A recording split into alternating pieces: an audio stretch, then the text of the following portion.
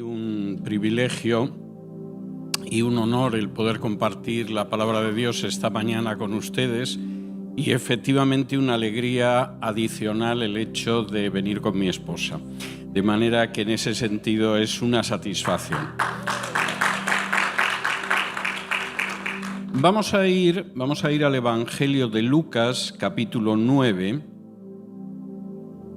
Vamos a tener una lectura primero en Lucas, capítulo 9. Lucas 9, desde el versículo 1, dice así: Habiendo reunido a sus 12 discípulos, les dio poder y autoridad sobre todos los demonios y para sanar enfermedades, y los envió a predicar el reino de Dios y a sanar a los enfermos, y les dijo: No toméis nada para el camino, ni bordón, ni alforja, ni pan, ni dinero, ni llevéis 2 túnicas, y en cualquier casa donde entréis, quedad allí y de allí salid. Y donde quiera que no os recibieren, salid de aquella ciudad y sacudid el polvo de vuestros pies en testimonio contra ellos. Y saliendo, pasaban por todas las aldeas, anunciando el evangelio y sanando por todas partes. El pasaje de Lucas que acabo de leer es un pasaje de enorme importancia en lo que es la vida de Jesús, en lo que es el inicio del ministerio de los discípulos de Jesús. En un momento determinado, esos discípulos dejan de ser personas que pasivamente reciben la enseñanza de Jesús, que aprenden de los labios de Jesús, que empiezan a ver las cosas de una manera distinta a partir de la enseñanza de Jesús y se convierten en gente que va transmitiendo el evangelio del reino de Dios en medio de la sociedad en la que viven. Hay un cambio tremendo. Es como si de alguna manera durante los años anteriores hubieras estado en la facultad de medicina aprendiendo anatomía, aprendiendo patología, aprendiendo microbiología, y de pronto se acabó esa situación en la que solo aprendías y tienes que salir. Y tienes que salir además en unas circunstancias muy curiosas, porque Jesús, a la hora de decir que los envía, dice que los envía con poder y autoridad. Y es bastante interesante la idea del poder y la autoridad, porque ese poder y esa autoridad permite, por ejemplo, que, como dice en el siguiente versículo, no lleven para el camino ni bordón, ni alforja, ni pan, ni dinero, ni siquiera 2 túnicas. Implica lanzarlos al mundo en una situación que no es en la que vas con un buen colchón de bienes materiales. En realidad, si te mueves en esa dirección de anunciar el evangelio del reino, es porque has recibido poder y autoridad. Bien, en la primera exposición que vamos a tener ahora voy a hablar del poder. En la siguiente exposición voy a hablar sobre la autoridad y voy a intentar explicarles lo que es el poder ahora en esta primera exposición y lo que es la autoridad en la segunda. Es más, se supone que voy a poder cubrir, por lo menos lo voy a intentar, 12 notas sobre lo que es ese poder, para que puedan entender a qué se refiere Jesús cuando habla del poder, a qué se refiere el Nuevo Testamento cuando habla del poder. Les voy a dar 12 pinceladas. Supongo que podría darles 30 o 40, pero creo que estas 12 son las indispensables para entenderlo. La palabra que la Reina Valera traduce aquí como poder es una palabra que en griego es dynamis. Y para que se hagan una idea de la fuerza que tiene esa palabra, dynamis en griego, es la palabra de la que procede nuestra dinamita, es la palabra de la que procede nuestro dinámico, es la palabra de la que procede nuestro dínamo. Estamos hablando de algo activo, de algo que se mueve, de algo que es hasta explosivo. Por cierto, la palabra dynamis aparece en el Nuevo Testamento del orden de unas 120 veces. Es una palabra ciertamente relevante. Primero, ¿qué es ese poder? ¿Qué es esa dynamis? La dynamis es el poder inherente que reside en una cosa por su naturaleza o que una persona ejerce. Por ejemplo, y esto es bastante interesante, si ustedes tienen un televisor, ese televisor tiene la dinamis suficiente para que ustedes puedan ver noticiarios o series de televisión o películas. Si ustedes tienen una radio, esa radio, un griego diría que tiene la dinamis para que ustedes puedan escuchar una serie de noticias, de entretenimiento, de música. Si ustedes tienen una pluma estilográfica, esa pluma estilográfica tiene una dinamis que efectivamente les está haciendo poder escribir. Es algo que deriva realmente de la propia naturaleza de las cosas. El azúcar tiene una dinamis que es, por ejemplo, endulzar los alimentos. El agua tiene una dinamis que calma la sed. Pero a veces, lo que sucede es que efectivamente esa dinamis, ese poder puede ser derivado como el que aparece aquí. Para que ustedes vean lo que significa ese poder que tienen algunas cosas, vamos a ver algún pasaje. Vamos a ir a Mateo, capítulo 22. Y en Mateo 22, Jesús hace una referencia muy interesante a esa dinamis. Mateo 22 y versículo 29, Jesús está discutiendo con los fariseos acerca de la resurrección, y cuando los fariseos empiezan a contarle a Jesús lo de la resurrección es imposible, imagínate que hubiera 7 hermanos y el primer hermano está casado y se muere, y entonces la viuda, siguiendo la ley del levirato que nos enseñó Moisés, se casa con el segundo hermano y el segundo se muere, y entonces la viuda se casa con el tercero y así se va casando con los 7. Si lo de la resurrección fuera cierto, menudo lío el que tiene la viuda para ver con quién va a estar de los 7 hermanos con los que ha estado casada. Y seguramente los saduceos, después de decir esto, se sonreirían y dirían: Jesús, te hemos atrapado. Pero fíjense lo que dice Jesús en Mateo 22, versículo 29. Y dice: entonces, respondiendo Jesús, les dijo: erráis ignorando las Escrituras y el poder de Dios, porque en la resurrección ni se casarán ni se darán en casamiento, sino que serán como los ángeles de Dios en el cielo. Pero respecto a la resurrección de los muertos, ¿no habéis leído lo que os fue dicho por Dios cuando dijo: yo soy el Dios de Abraham, el Dios de Isaac y el Dios de Jacob? Dios no es Dios de muertos, sino de vivos. Dios tiene un poder que es inherente, que es natural, que es propio de Dios, que no podéis entender, pero esa dinamis, ese poder hace que, por supuesto, claro, que puede hacer que los muertos vuelvan a la vida. De manera que, en primer lugar, la dinamis se caracteriza el poder por algo que es propio de algunas personas. Segundo, y esto es muy importante, ese poder que Dios da es un poder tan grande, ese poder que comunica Jesús es tan extraordinario, esa dinamis que viene de Cristo es algo tan sumamente poderoso que es lo que mantiene al cosmos manteniéndose. Si me acompañan a Hebreos capítulo 1, Hebreos capítulo 1, dice así, vamos a leer desde el versículo 1. Dios, habiendo hablado muchas veces y de muchas maneras en otro tiempo a los padres por los profetas, en estos postreros días nos ha hablado por el Hijo, a quien constituyó heredero de todo y por quien asimismo hizo el universo, el cual, siendo el resplandor de su gloria y la imagen misma de su sustancia, y quien sustenta todas las cosas con la palabra de su poder, habiendo efectuado la purificación de nuestros pecados por medio de sí mismo, se sentó a la diestra de la majestad en las alturas. El autor de la carta a los hebreos está inquieto porque hay algunos hebreos, algunos judíos que conocieron a Jesús en el pasado, pero han ido transcurriendo los años, el templo de Jerusalén sigue existiendo, los sacrificios se siguen celebrando y empiezan a decir: aquí parece que el sistema del templo perdura, aquí parece que Jerusalén sigue en pie. ¿Y si Jesús no era realmente el Mesías que decía ser?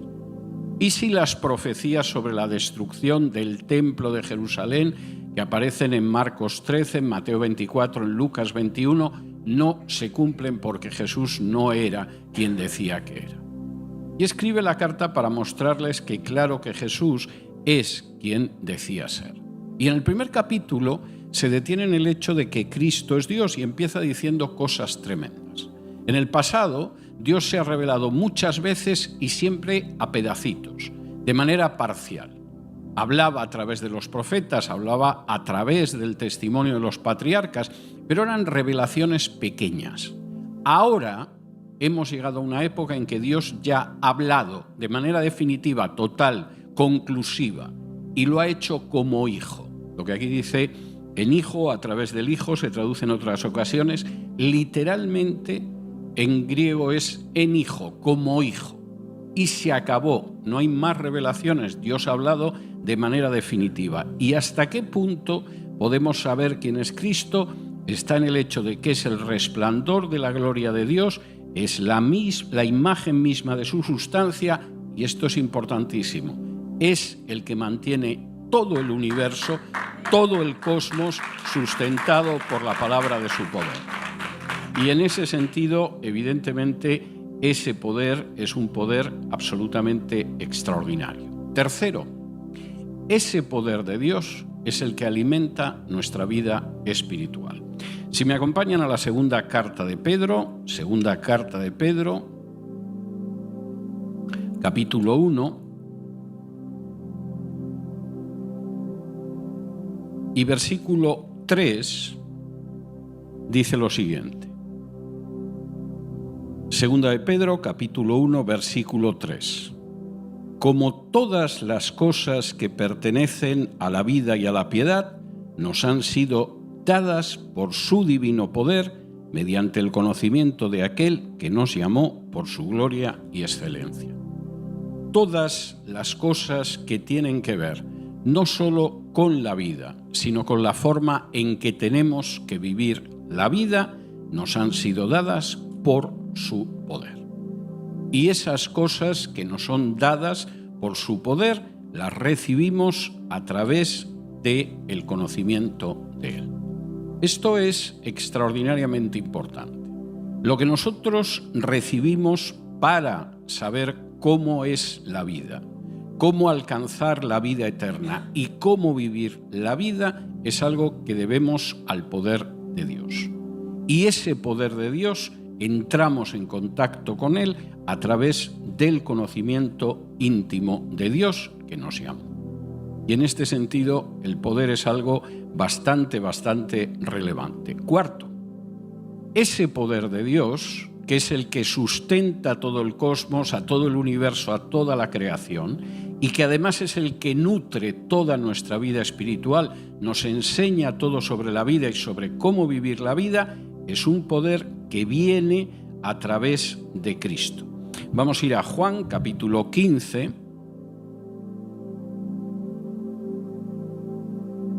Juan 15.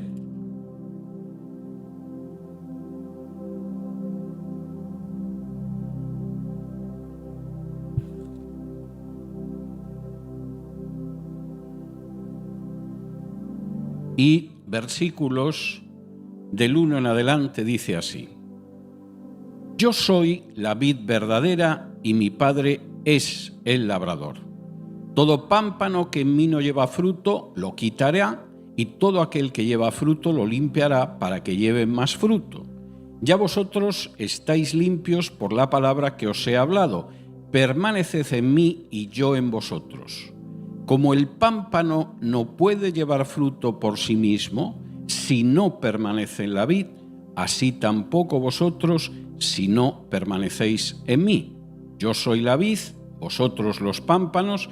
El que permanece en mí y yo en él, éste lleva mucho fruto, porque separados de mí nada podéis hacer. El que en mí no permanece será echado fuera como pámpano y se secará, y los recogen y los echan en el fuego y arden. Si permanecéis en mí, mis palabras permanecen en vosotros, pedid todo lo que queréis y os será hecho. El término para poder aparece varias veces en estos versículos. No me voy a entretener en la exégesis completa de estos versículos porque hace 2 semanas estuve predicando 1 hora sobre ellos y eso es un peligro para ustedes y para mí. Pero sí me voy a detener en alguna de las veces en que hace referencia a esa dinamis. En el versículo, por ejemplo, 4, una traducción adecuada sería: permaneced en mí y yo en vosotros, como el pámpano no tiene poder para llevar fruto por sí mismo si no permanece en la vid, así vosotros no tenéis poder si no permanecéis en mí. A diferencia del poder de Dios, que es un poder natural en él, a diferencia del poder que tiene cualquier objeto o cualquier persona que sea natural en él, el poder que nosotros tenemos es un poder que recibimos de Jesús. Si nosotros mantenemos una relación con Jesús, y es una relación ciertamente dinámica y real y sincera y profunda, nos comunica ese poder. Si no existe ese tipo de relación, realmente no podemos dar fruto y no podemos hacer nada más en este sentido. Ahora, esto es muy importante porque hay gente que ha empezado a creer que el poder de Dios es algo casi mágico. Yo recuerdo una vez, hace unos años, en que estaba dando una serie de estudios en un país de Hispanoamérica, concretamente en Perú, y de pronto, al terminar uno de esos estudios, le debía de haber impresionado mucho, se me acercó un pastor y me dijo si le podía transmitir mi manto. Y yo pensé, bien. Era un buen hombre, pero de eso que dices, como toda la enseñanza que dé a la congregación tenga la misma exactitud bíblica, pobre congregación. Hay gente que piensa que el poder es algo que se transmite mágicamente. Yo de pronto tengo un poder espiritual, cualquiera sabe de dónde viene, y se lo transmito a Óscar porque me cae bien. Óscar es una persona en la que tengo confianza, es simpático, me invita, nos llevamos bien y somos amigos desde hace años, y entonces yo le transmito el poder igual que si le regalara un libro o un automóvil. No es lo que aparece en las Escrituras. Hay gente que piensa que ese poder viene de una técnica. Si desarrollas una técnica espiritual, el poder de Dios viene sobre ti. Yo recuerdo haber conocido hace muchos años, y espero que esto no siga existiendo, pero existía hace años, cursos que daban donde supuestamente acababas aprendiendo a hablar en lenguas. No hace falta que les diga que lo que acababas aprendiendo, si eran muy pesados contigo, era decir y cosas parecidas. No había nada realmente espiritual ni genuino en eso, pero se suponía que había una técnica. Y por supuesto hay gente que cree que el poder espiritual deriva de la conexión con un maestro, como pasa con las religiones orientales. En el hinduismo, en el budismo, en el sufismo, si en un momento determinado adquieres un determinado poder, es porque siguiendo a un maestro te lo acaba comunicando. Y lamentablemente a veces tengo que oír cosas muy similares a estas en medios cristianos. Pero no es la enseñanza de Jesús. La enseñanza de Jesús no es si entráis en el grupo correcto va a llegar el poder. Si seguís a una persona que efectivamente se supone que deriva su poder de una jerarquía espiritual, vais a recibir ese poder. Si controláis una determinada técnica, vais a recibir ese poder. Lo que dice Jesús es precisamente todo lo contrario.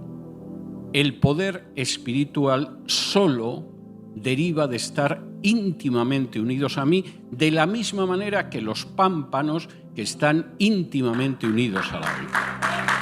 Y si efectivamente es así, entonces podéis dar fruto. Entonces tenéis poder para fructificar. Entonces tenéis poder para ministrar. Pero separados de mí, nada de eso sirve en absoluto. Quinto, ese poder que viene directamente de Jesús es un poder que supera lo que nosotros podamos imaginar. Acompáñenme a la carta a los Efesios, capítulo 3. Efesios capítulo 3, y vamos a ver en Efesios 3 los versículos 20 y 21, que son bastante significativos en cuanto a lo que podemos esperar del poder de Dios. Efesios 3, 20 y 21. Dice así: y aquel que es poderoso, que tiene dinamis, para hacer todas las cosas mucho más abundantemente de lo que pedimos o entendemos, según el poder dinamis que actúa en nosotros, a Él sea gloria en la Iglesia en Cristo Jesús, por todas las edades, por los siglos de los siglos. Amén. Ahora, hay gente que cuando piensa en el poder de Dios, limita el poder de Dios. A la hora de pedir algo a Dios, considera que hasta cierto nivel, hasta cierta altura, tienes expectativas razonables, tienes posibilidades aceptables de que Dios te escuche. Pero lo que Pablo dice aquí a los efesios va mucho más allá de eso. Fíjense ustedes, porque es muy importante. Versículo 20, es poderoso, tiene dinamis para hacer todas las cosas, no algunas, no las más fáciles o las más relevantes, sino todas las cosas mucho más abundantemente de lo que pedimos o entendemos, según el poder que actúa ¿dónde? En nosotros. Y el texto es tremendamente claro. Ese poder de Dios actúa en nosotros. No está hablando del poder de Dios en la naturaleza, moviendo las cataratas, desencadenando huracanes o conteniendo torbellinos. Ahí se puede ver el poder de Dios, pero Pablo se centra en que ese poder de Dios actúa en nosotros. Y ese poder de Dios que actúa en nosotros es mucho más abundante de lo que nosotros podemos pensar o imaginar. Y eso es algo tremendamente relevante. El poder de Dios actúa mucho más allá. ¿Y hacia qué encaminamos ese poder? Sexto, nuestro poder está encaminado a ser testigos de Jesús. Acompáñenme a Hechos, capítulo 1, donde, por cierto, texto debe ser uno de los textos más desobedecidos de las enseñanzas de Jesús. No me atrevo a decir que el más desobedecido, pero uno de los más desobedecidos. Si me acompañan a Hechos, capítulo 1, Lucas empieza a describir la última conversación de Jesús con los apóstoles antes de ser ascendido a los cielos. Y le dice lo siguiente. Vamos a leer desde el versículo 6 y dice lo siguiente.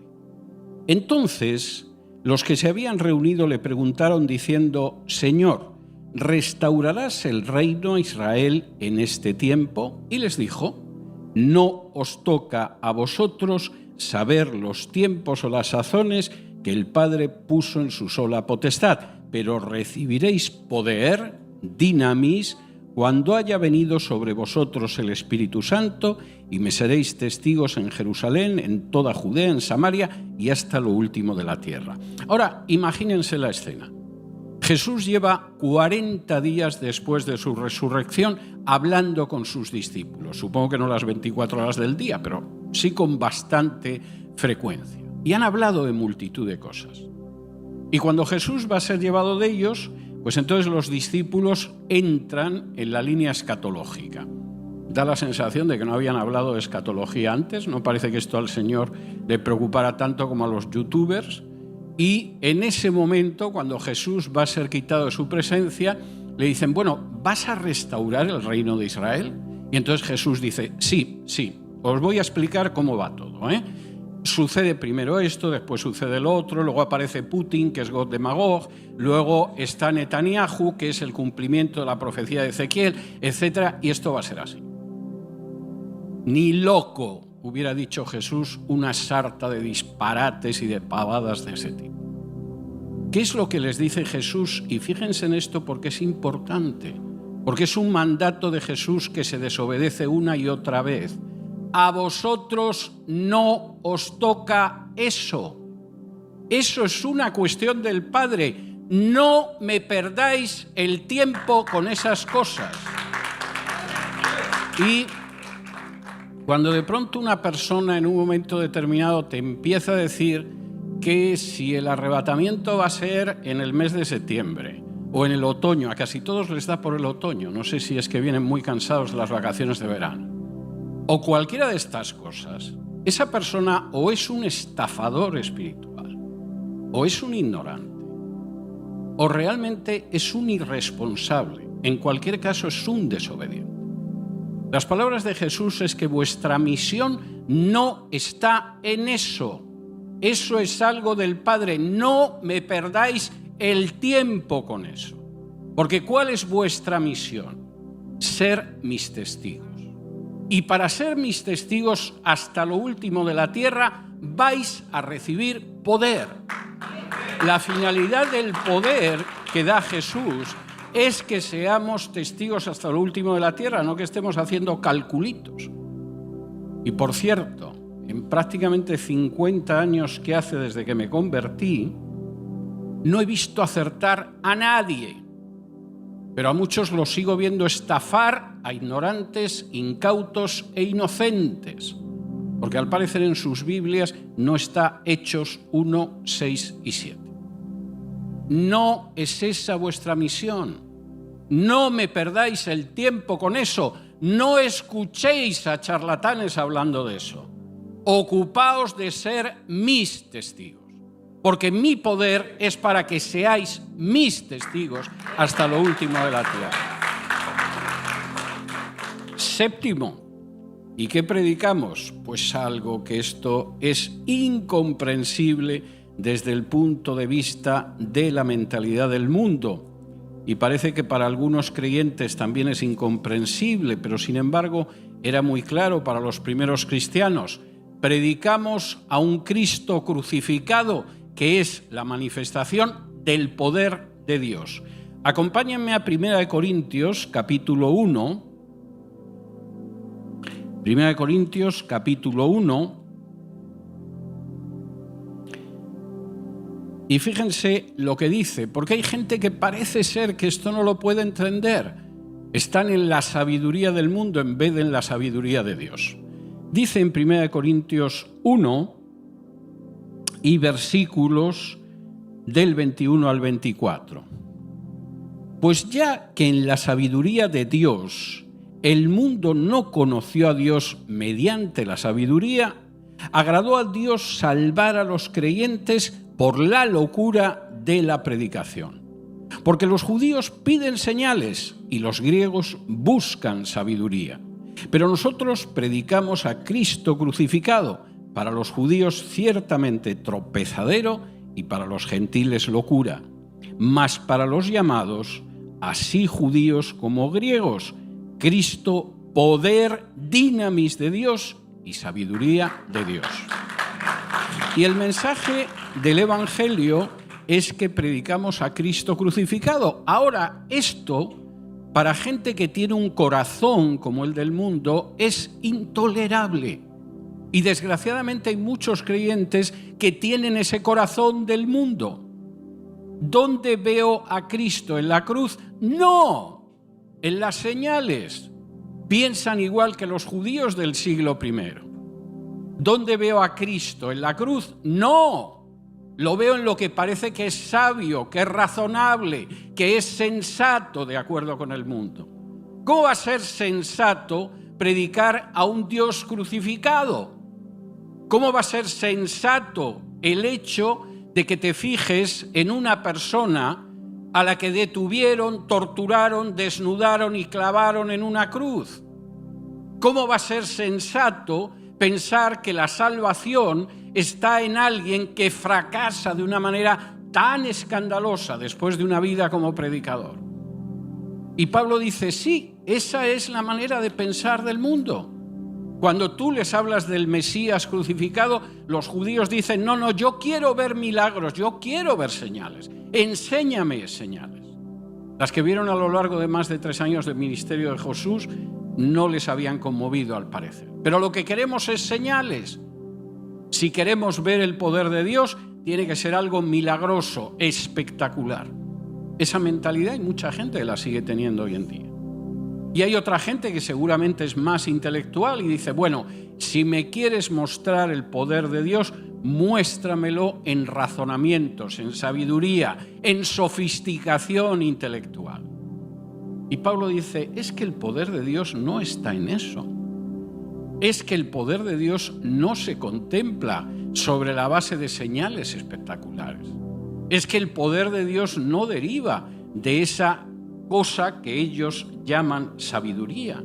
El poder de Dios no es un circo espiritual, aunque hay mucha gente que le gusta crear un circo espiritual. Generalmente hacen el payaso, además. El poder de Dios está en Cristo crucificado. Y es precisamente lo que nosotros predicamos. Aquel que murió clavado en la cruz del Calvario para pagar expiación por nuestros pecados. Y ahí se ve el poder de Dios.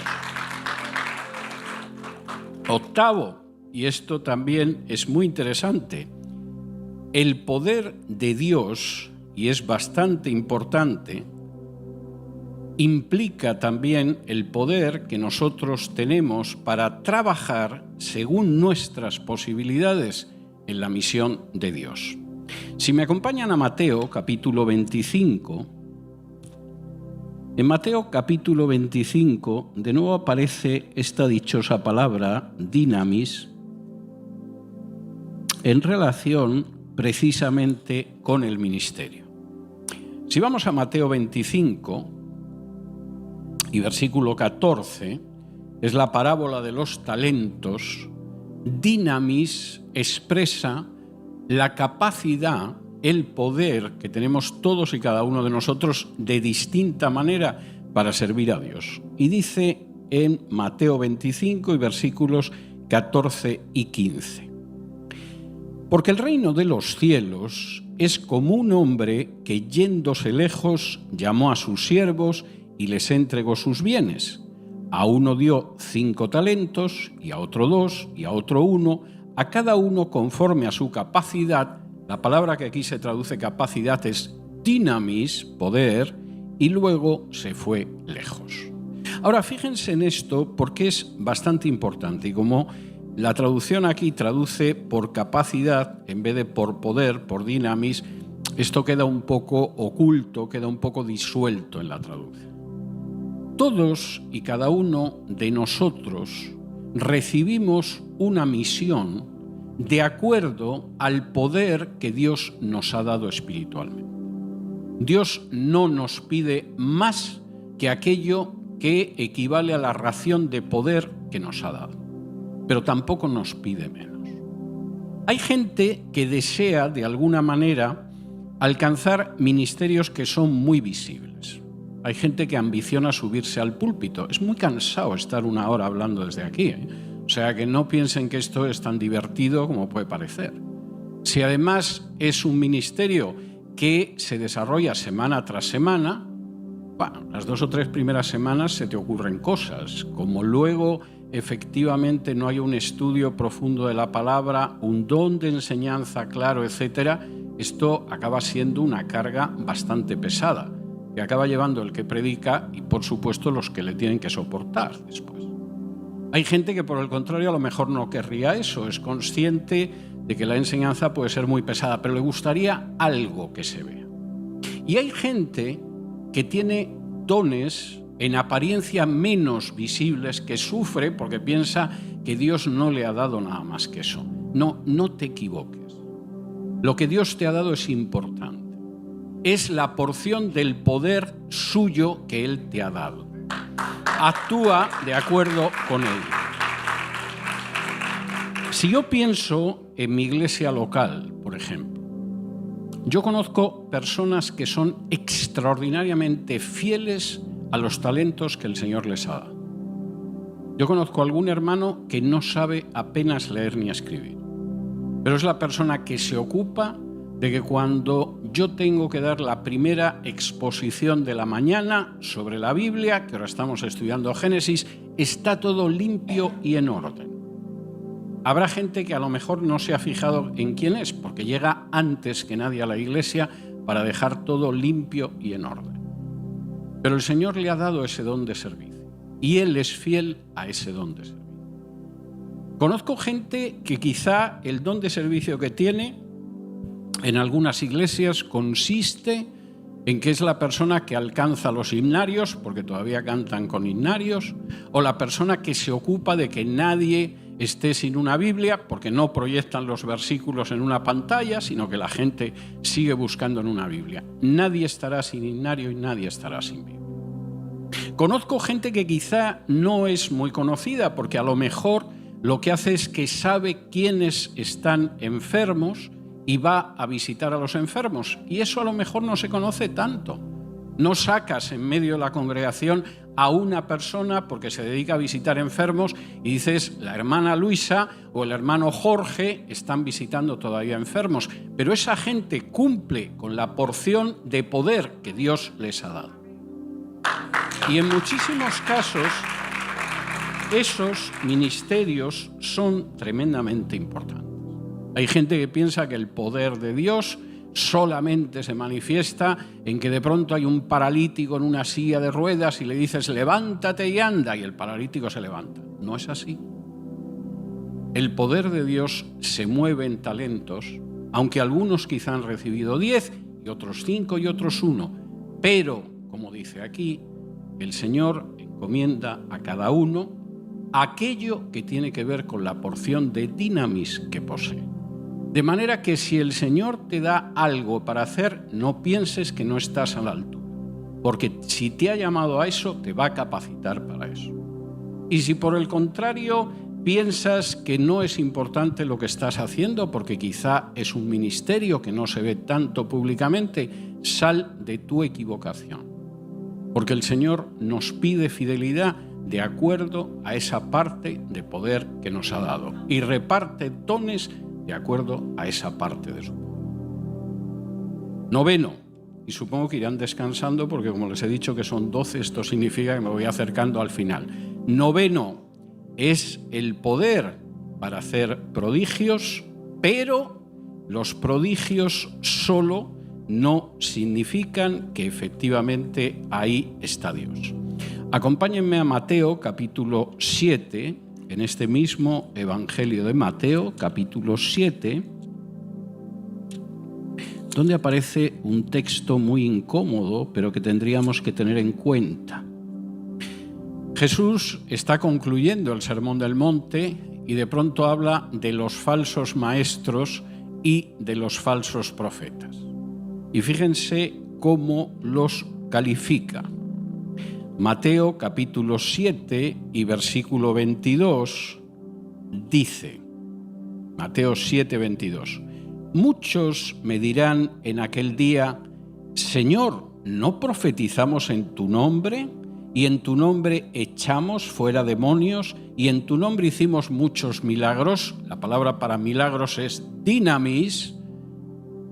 Y entonces les declararé, nunca os conocí. Apartaos de mí, hacedores de maldad. El dinamis en ocasiones es un poder, pero no necesariamente de Dios. Y el que la persona que ejecuta esos dinamis, aquí dinameis en plural, diga que lo hace en nombre de Cristo, no significa que realmente lo haga en nombre de Cristo. Y lo que dice Jesús es tremendamente significativo.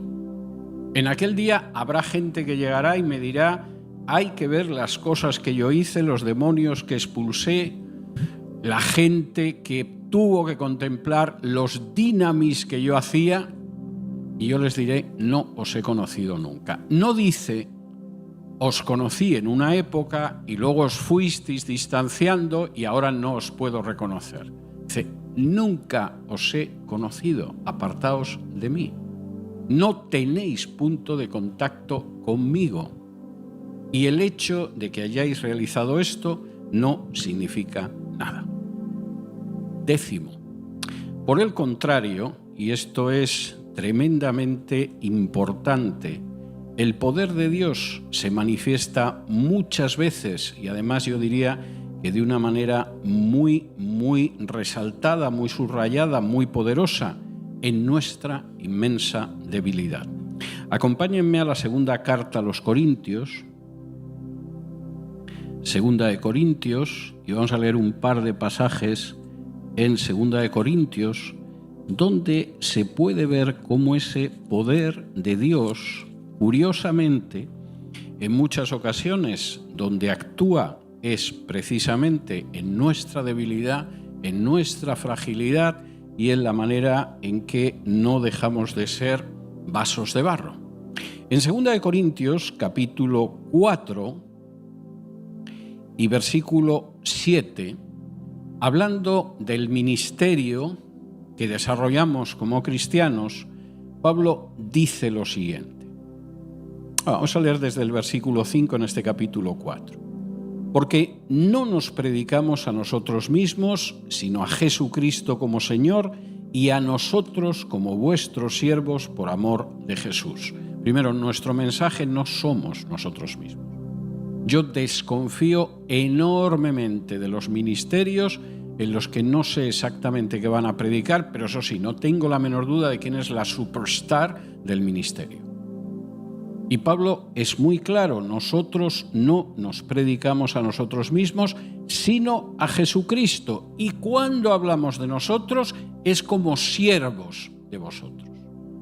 Porque Dios, que mandó que de las tinieblas resplandeciese la luz, es el que resplandeció en nuestros corazones para iluminación del conocimiento de la gloria de Dios en la faz de Jesucristo.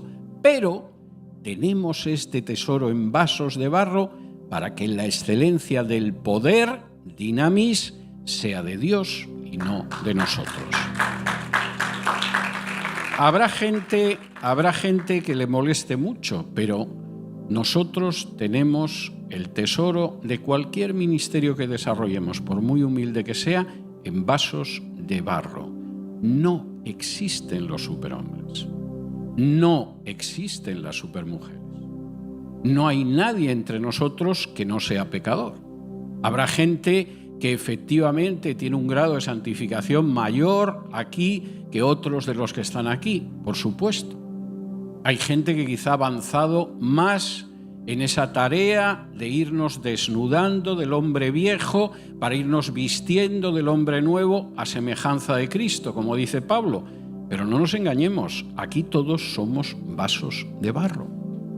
Y por supuesto que nos equivocamos, y por supuesto que caemos, y por supuesto que pecamos, y por supuesto que somos enormemente imperfectos. Y alguno hasta puede que se sienta molesto, yo lo comprendo, yo me siento molesto ante esa circunstancia, pero como dice Pablo, es que lo que tiene que quedar claro es que el poder no es nuestro, es un poder de Dios. Y cuando efectivamente lo que vemos es determinadas vidas que cambian al contacto con el mensaje del Evangelio y situaciones familiares que se transforman de una manera redentora por el contacto del mensaje del Evangelio y existencias que se alteran de una manera positiva al contacto con el mensaje del Evangelio, no podemos caer en el error de decir que eso se debe a cualquiera de nosotros, que no somos sino vasos de barro. Eso es algo que se debe claramente al poder de Dios y no de nosotros. Y el que piense que realmente ese poder no es de Dios, sino que es de nosotros, anda muy confundido y muy equivocado. Porque ninguno de nosotros somos la Virgen de Lourdes o Nuestra Señora de Guadalupe o cosas de este tipo. Afortunadamente, el poder es un poder de Dios y ese poder se manifiesta precisamente en el hecho de que somos seres con carencias, con imperfecciones y vasos de barro. Fíjense, vamos a seguir en 2 Corintios y vamos a ir al capítulo 12. Y aquí es algo que Pablo vuelve a repetir. Vamos a ir a 2 Corintios, capítulo 12, y vamos a leer desde el versículo 7. De nuevo, nuestra fragilidad y nuestras carencias y que somos vasos de barro. Dice 2 Corintios 12, versículos del 7 en adelante.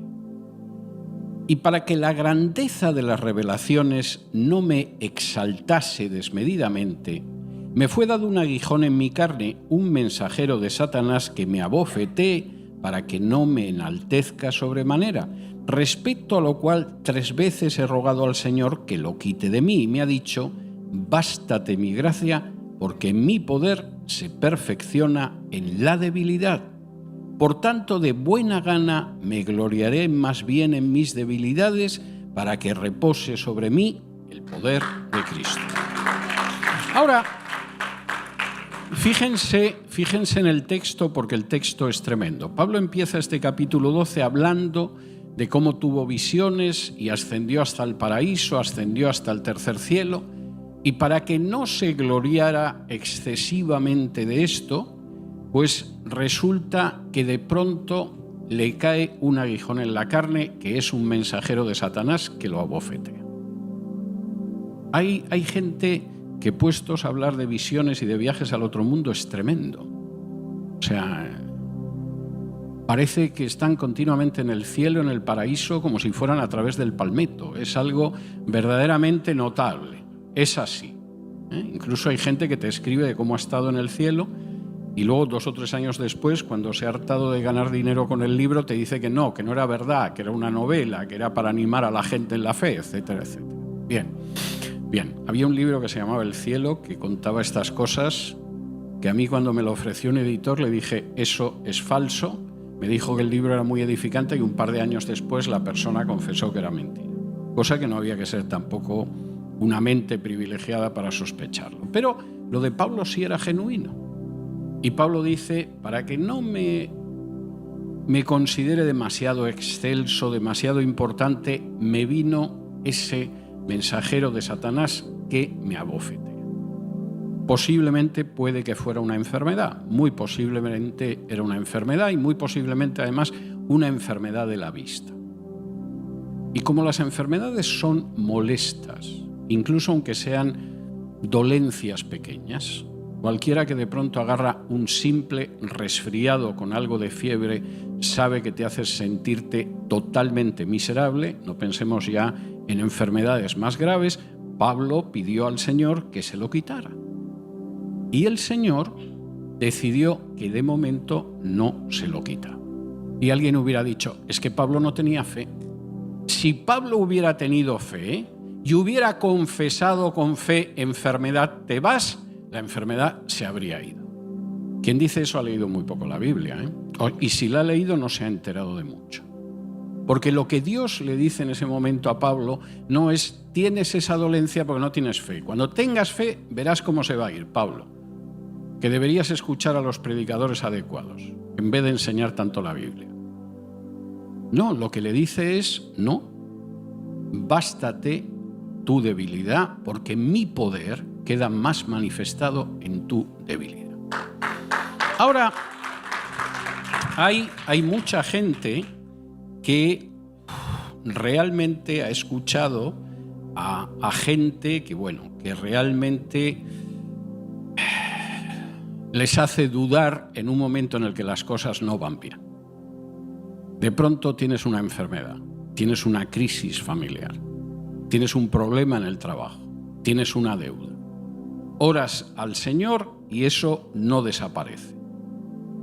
De pronto la idea es: quizá no tengo suficiente fe. Bueno, es posible. Puede haber casos en que la persona no tiene fe. Quizá estoy viviendo en pecado. Bien, es posible. Puede haber casos en que suceda eso. Pero casi nadie piensa que hay ocasiones en las que el Señor nos muestra cómo somos, para que podamos ver que sin su poder no somos nada. Y si eso sucedía con Pablo, que evidentemente estaba a una altura espiritual muy superior a la nuestra, ¿cómo no va a suceder con nosotros? ¿Cuántas veces, cuando encontramos una dificultad, en vez de pensar que esa es la ocasión ideal para que se manifieste el poder de Dios, lo que pensamos es que: ¿pero cómo me puede suceder a mí esto? ¿Por qué me tiene que suceder? ¿Y cuál es el beneficio espiritual de esto? No puede haber ningún beneficio en que yo pase por una dificultad de ese tipo. Y curiosamente Pablo dice Lo que el Señor me ha dicho, no lo que se me ha ocurrido a mí pensando.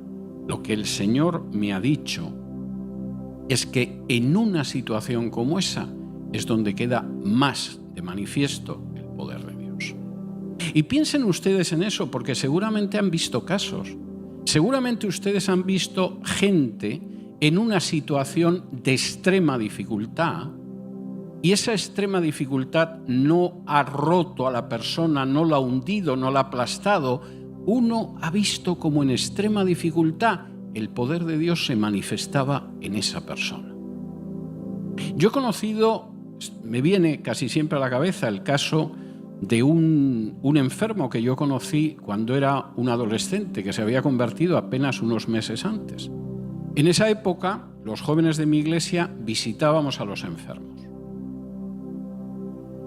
Me parece una buena práctica, no estoy muy seguro de que ahora sea muy común, pero visitábamos a los enfermos con regularidad y había uno que tenía una enfermedad que le había impedido durante años salir de su dormitorio. El dormitorio estaba en el piso alto de su casa, era una casa de 2 plantas, no podía salir, la silla de ruedas no podía bajarse por la escalera. Y cuando llegábamos a ver a aquel hombre, que algunas veces estaba con dolores muy fuertes, tenía siempre tal estado de ánimo que los jóvenes nos íbamos edificados. Íbamos a visitar al enfermo y los que nos íbamos edificados éramos nosotros. Se llamaba Pepe Rojo este hombre. Ahí se manifiesta el poder de Dios. El poder de Dios se hubiera podido manifestar en que alguno de nosotros le hubiera dicho: Pepe, levántate y anda. Sí, podría haberse manifestado también de esa manera. Pero el poder de Dios se manifestaba de una manera muy especial en la debilidad de aquel hombre. Y cuando aquel hombre estaba en esa terrible situación, solo el poder de Dios podía explicar la fuerza espiritual y la potencia de ánimo que tenía. Eso es el poder de Dios. El poder de Dios, por supuesto, se puede manifestar cuando todo nos va bien, cuando no hay dificultades y cosa parecida. Pero el poder de Dios destaca de una manera muy especial ante la dificultad. Es muy fácil querer a una persona cuando esa persona es, el colmo de la perfección, de la dulzura, de la bondad. Es que es querible, como dicen aquí, es easy to love, es fácil de amar. Pero el amor en muchas ocasiones queda de manifiesto cuando vives con una persona que es difícil y la sigues amando. Es fácil perdonar nimiedades y niñerías, pero el poder del perdón está cuando puedes perdonar a alguien que te ha causado daño profundo.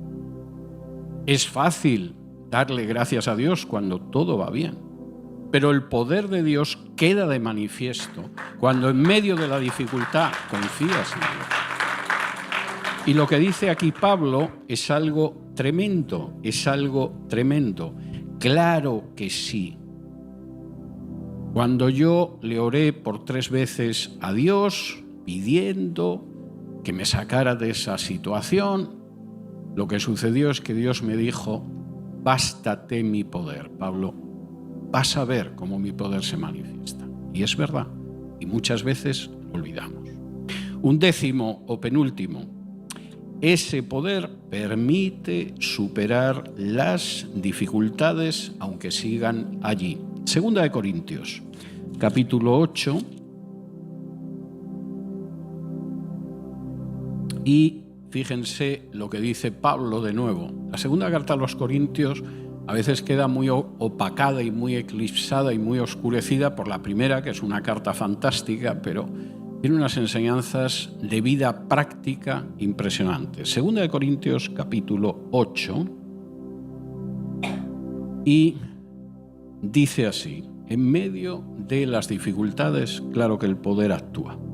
Asimismo, hermanos, os hacemos saber la gracia de Dios que se ha dado a las iglesias de Macedonia, que en grande prueba de tribulación la abundancia de su gozo y su profunda pobreza abundaron en riquezas de su generosidad, pues doy testimonio de que con agrado han dado conforme a sus fuerzas, dinamis, y aún más allá de sus fuerzas, pidiéndonos con muchos ruegos que les concediésemos el privilegio de participar en este servicio para los santos.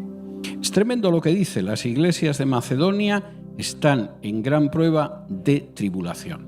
Tienen una pobreza profunda. No es que sea una iglesia modesta, no es una iglesia modesta de Hialeah, no, es una iglesia de pobreza profunda. Y sin embargo, el poder de Dios les ha permitido ir más allá del poder que en términos objetivos que se puedan ver tiene. El poder de Dios actúa mucho más allá de lo que podemos imaginar. Último, y esto es algo que me parece importante en los tiempos en que vivimos, 12 y último, ese poder es el que nos permite enfrentarnos todos los días sin cobardía con un mundo hostil. Acompáñenme a la segunda carta a Timoteo, que es el testamento vital de Pablo.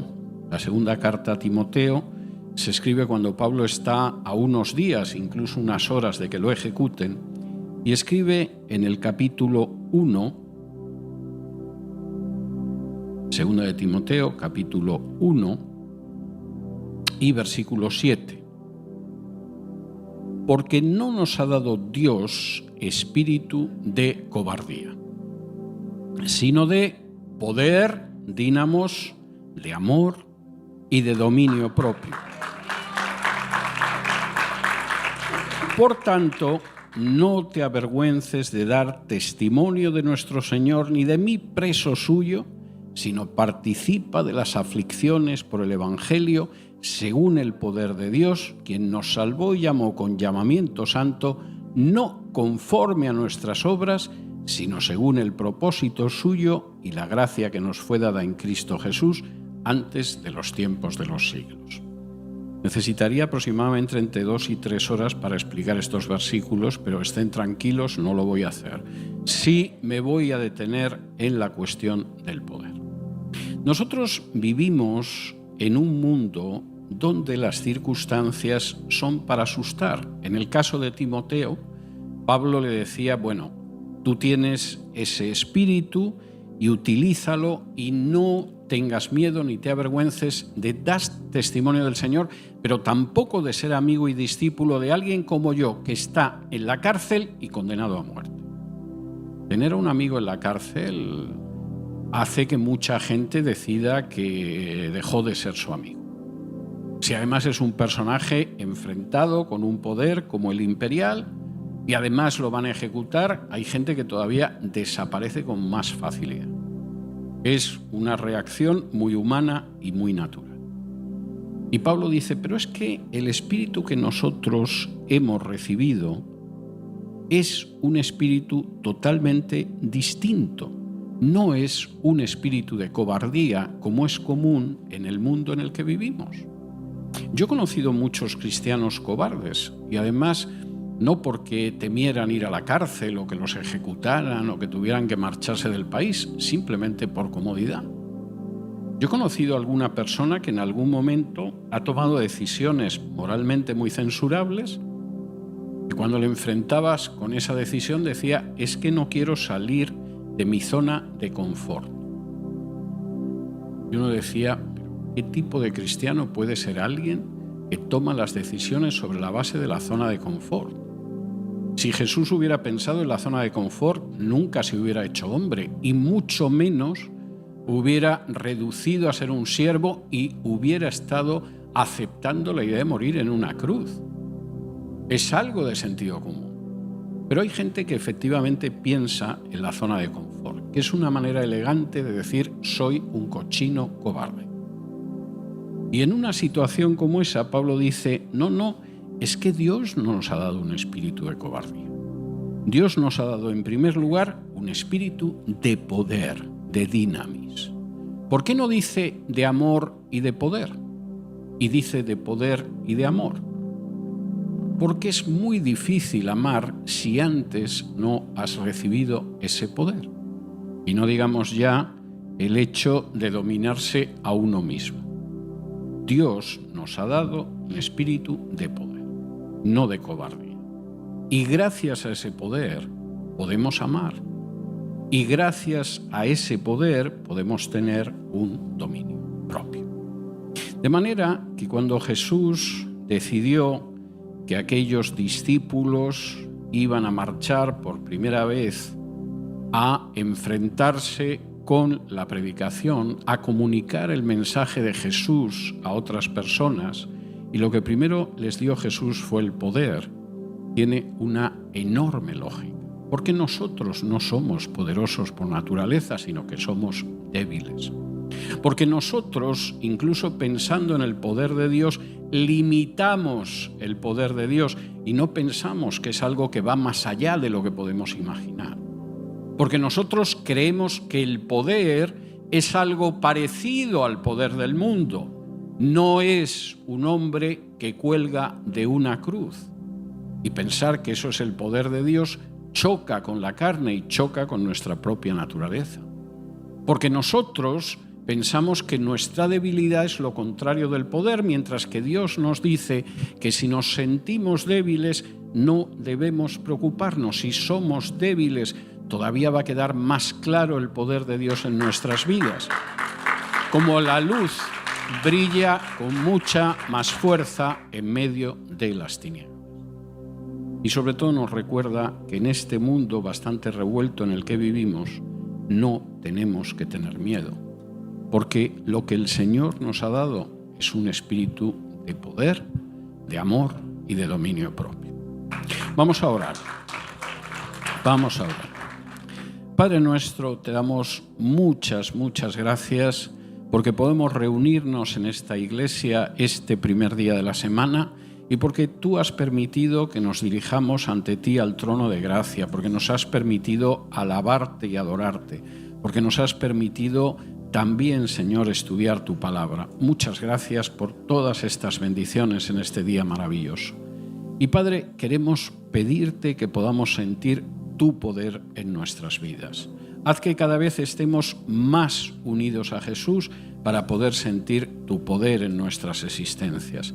Haz que podamos comprender que el verdadero poder tuyo actuó en Jesús en la cruz y que no pensemos en un poder que viene de las señales o que viene de la sabiduría humana, sino en Jesús, que es poder de Dios y sabiduría de Dios. Señor, y haz que nos demos cuenta de que incluso aunque somos vasos de barro, aunque somos débiles, aunque somos frágiles, aunque somos pecadores, ahí tu poder se manifiesta de una manera especialmente gloriosa, porque tu poder va más allá de todo aquello que nosotros podamos imaginar. Te damos gracias por ello y te pedimos que en esta semana que empieza hoy podamos sentir de manera especial tu poder en nuestras vidas. Y todo ello, Señor, te lo pedimos con acción de gracias en el nombre de Jesús. Amén. Que el Señor los bendiga.